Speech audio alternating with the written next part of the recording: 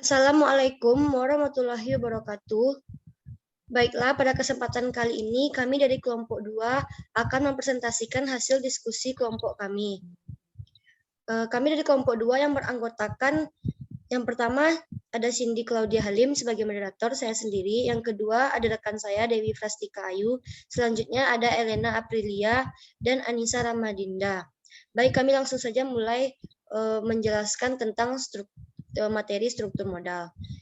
Untuk materi yang pertama akan dijelaskan oleh rekan saya Elena Aprilia. Kepada Elena dipersilahkan. Baiklah, terima kasih moderator. Perkenalkan, nama saya Elena Aprilia dengan NIM 20059060 akan menjelaskan materi pertama tentang memahami struktur modal. Yang pertama, pengertian struktur modal. Struktur modal adalah sumber dana jangka panjang yang tertanam dalam perusahaan dengan jangka waktu lebih dari 1 tahun. Struktur modal atau capital structure terdiri dari komponen sumber dana jangka panjang berupa hutang jangka panjang, saham preferen, dan saham biasa atau common equity yang terdiri dari modal disetor, agio saham atau disagio saham, dan laba ditahan.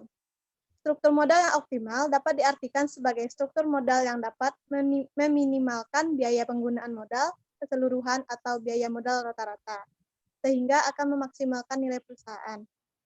Next.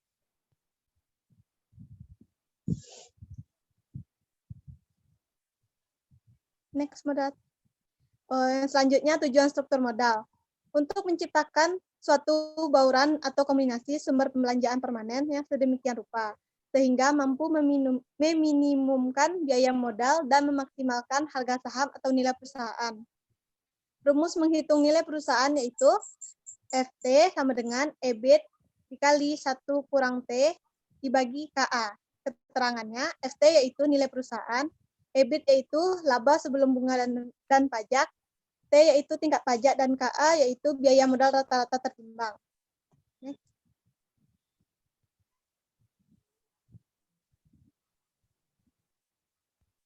Next. Selanjutnya, faktor-faktor yang mempengaruhi struktur modal. Yang pertama, struktur aktiva atau tangibility. Semakin besar jumlah aktiva perusahaan, terutama aktiva lancar, maka perusahaan cenderung mengoptimalkan terpenuhinya kebutuhan dana utang. Yang kedua, growth opportunity. Perusahaan cenderung melakukan investasi untuk mengembangkan perusahaan. Yang ketiga, ukuran perusahaan atau firm size. Perusahaan besar lebih cenderung melakukan diversifikasi atau keanekaragaman usaha lebih banyak dibandingkan perusahaan kecil. Yang keempat, profitabilitas, yaitu perusahaan dengan profit yang lebih tinggi pasti mempunyai dana internal yang lebih banyak dibandingkan dengan profit rendah. Yang kelima, risiko bisnis. Risiko bisnis akan mempersulit perusahaan dalam melaksanakan pendanaan eksternal sehingga berpengaruh negatif terhadap leverage perusahaan. Sekian, kembali ke moderator. Materi selanjutnya untuk struktur permodalan di pasar modal yang sempurna dan tanpa pajak akan dibacakan dan dijelaskan oleh rekan saya Devra. Kepada Dewi dipersilakan.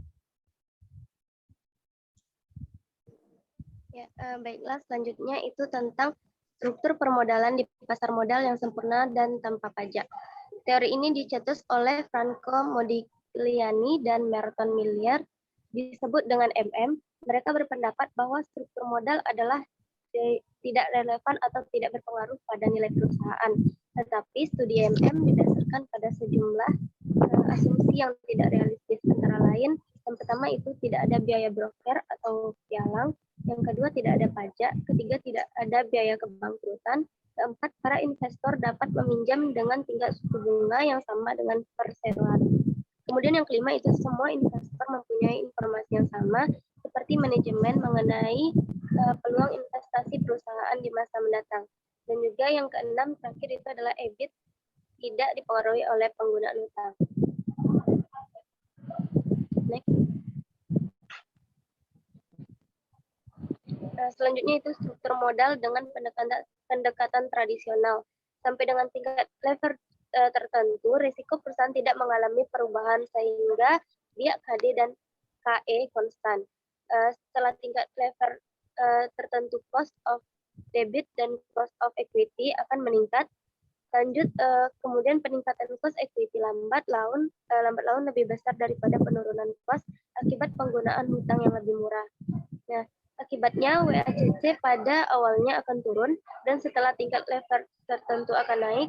Dengan kata lain, nilai perusahaan mengalami peningkatan sampai titik tertentu, terdapat optimal capital struktur dan selanjutnya menurun. Kemudian untuk rumusnya itu market value of equity, yaitu S dikurang NI dibagi KE. Kemudian market value of debt sama dengan interest dibagi KD. Lanjut value of the firm sama dengan F dalam kurung S ditambah B, yang kemudian cost of capital sama dengan KO dikurang EBIT dibagi B, dan KD B dibagi P ditambah KE S dibagi P.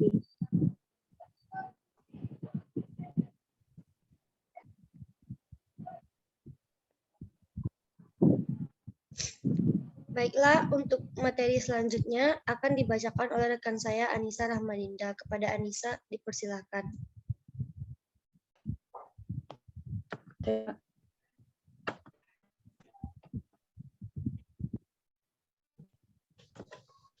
Yang keempat yaitu struktur pemodalan di pasar modal yang sempurna dengan pajak. Dalam keadaan ada pajak, MM berpendapat bahwa keputusan pedoman menjadi relevan. Hal ini disebabkan oleh karena pada umumnya bunga yang dibayarkan karena menggunakan utang bisa dipergunakan untuk mengurangi penghasilan yang dikenakan pajak bersifat tax deductible. Dengan kata lain, apabila ada dua perusahaan yang memperoleh laba operasi yang sama, tetapi yang satu menggunakan utang dan yang membayar bunga, sedangkan satunya tidak, maka perusahaan membayar bunga akan membayar pajak menghasilkan income tax yang lebih kecil. Nilai pajak dapat dihitung dengan menggunakan rumus PV penghemat pajak sama penghemat pajak dibagi 1 ditambah R, di mana PV present value dan R adalah tingkat bunga yang relevan. Biasanya sama dengan KD atau biaya hutang, karena penghematan penggunaan hutang. Karena dengan asumsi hutang adalah permanen, maka PV penghemat pajak sama dengan penghemat pajak dibagi dengan KD.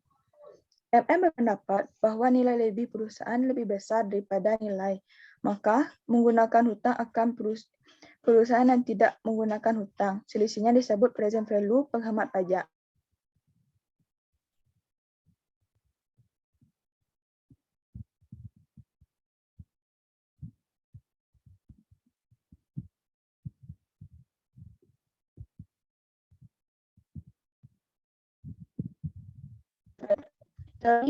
Teori ini merupakan gagasan bahwa perusahaan memiliki berapa banyak pembiayaan hutang dalam pembiayaan ekuitas yang akan digunakan dengan menyeimbangkan biaya dan manfaat versi klasik.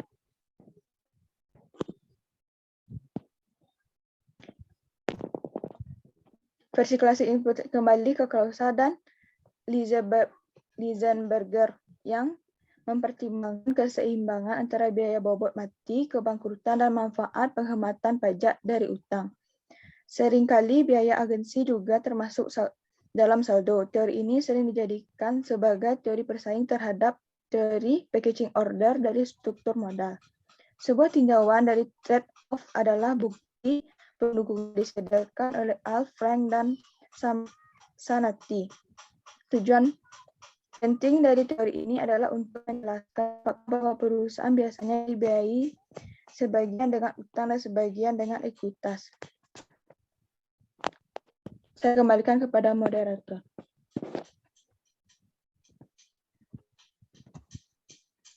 Baiklah, untuk yang keenam, teori pecking order. Teori ini menyatakan bahwa tingkat keuntungan suatu perusahaan yang lebih tinggi akan memiliki tingkat utang yang lebih kecil. Secara spesifik, perusahaan memiliki urutan untuk prevensi penggunaan dana perusahaan berikut urutannya. Yang pertama, pandangan internal perusahaan. Dana internal didapat dari laba yang dihasilkan perusahaan. Yang kedua, perusahaan menghitung target rasio pembayaran berdasarkan